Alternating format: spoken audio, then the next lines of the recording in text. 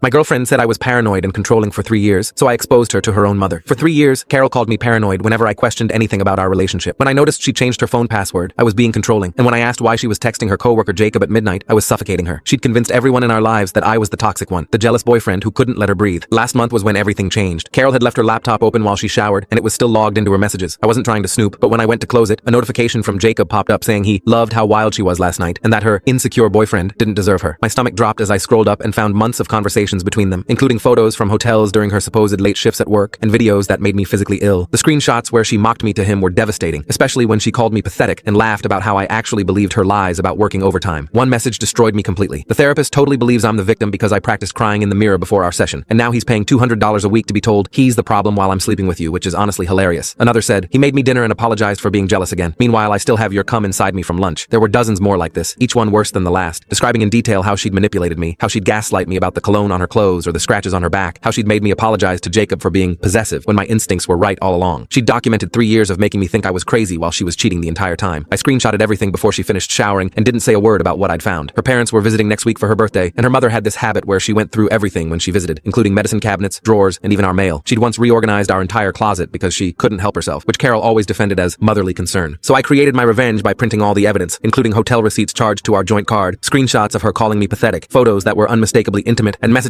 where she bragged about manipulating our therapist while detailing every lie she'd told me. I put everything in a folder labeled Carol's work review notes and left it on the guest bedroom nightstand where her mother would definitely find it. Saturday morning, her mother's shriek echoed through the apartment before she stormed downstairs clutching the folder with her face purple with rage. She shoved it at Carol, demanding to know what the hell this was, and Carol went white, then red, then started her performance about how those were fake and I'd made them up, saying this was exactly what she'd told them about my controlling and manipulative behavior. But her father was already examining the evidence, seeing the credit card statements with her signature, the photos with metadata proving the dates, and the messages showing her phone number, profile picture, and unmistakable writing style. Her mother started screaming about how they'd been paying half her rent while she was whoring around, how they'd defended her and told me I needed help, how they'd treated me like a criminal for 3 years. Carol pivoted immediately and turned on me with vicious fury, screaming that I'd gone through her laptop and stalked her, that this was abuse and exactly why she had to find someone else because I was psychotic. Her mother slapped her so hard the sound cracked through the room, then asked how she could make them believe I was an abuser while she was the liar who destroyed me for 3 years. Her father's voice was ice when he said they were done with her, that she wouldn't see another penny from them, and that she'd better figure out her life because they were finished enabling a manipulative liar. Carol tried everything from sobbing to begging to accusing me of setting her up, screaming that this is what abusers do. They isolate you from your family. Her mother laughed bitterly and said the only abuser here was Carol before they walked out, while Carol chased them to their car, still screaming about my manipulation. When she came back inside, I told her she had 3 days to pack her things and find somewhere else to live because this was my apartment and my name was on the lease. She threatened to call the police and claim I was abusing her, but I reminded her that I had all the evidence backed up and her parents had seen everything, so good luck with that story. Her mother calls me weekly now to apologize for believing the lies and to ask if I'm okay while offering to pay for my therapy, real therapy this time. Carol tells everyone I turned her parents against her using fabricated evidence.